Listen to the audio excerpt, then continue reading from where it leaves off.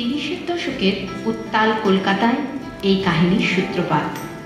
এক প্রাচীন আচারনিষ্ঠ বৈদিক ব্রাহ্মণ পরিবারে জন্ম এই শিল্পীর। জন্মের সময় ওর বাবা বিখ্যাত ব্যারিস্টার অম্বিকাচরণ ওর নাম রেখেছিলেন অভয়াচরণ। নামের মধ্যে কুলধর্মের যে ছাপ রয়েছে তা সে দিল ঘষে উঠিয়ে, বদল করে নাম রাখল অভিক কুমার। ও জানে যে প্রচলিত নমুনার মানুষ ও নয়। ওর নামটা ভিড়ের সঙ্গে হাটে বাজারে ঘেঁষাঘেঁষি করে ঘর মাখতে হবে সেটাও ওর রুচিতে বাঁধে। আচার ধর্মের খাঁচাটাকে ঘরের দাওয়ায় দুলিয়ে ধর্মবিশ্বাসের পাখিটাকে ও শূন্য আকাশে উড়িয়ে দিয়েছে অনেক কাল আগে।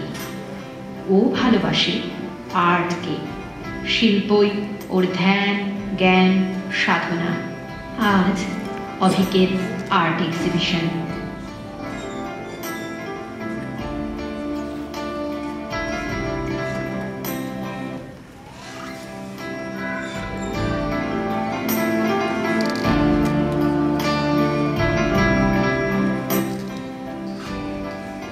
এর নাম শিলা।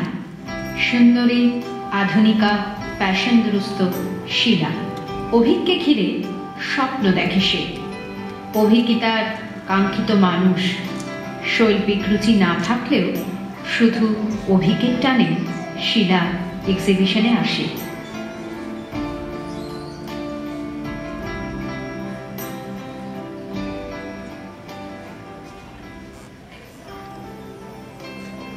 এই লাবণ্যময়ী মেয়েটির নাম বিভা।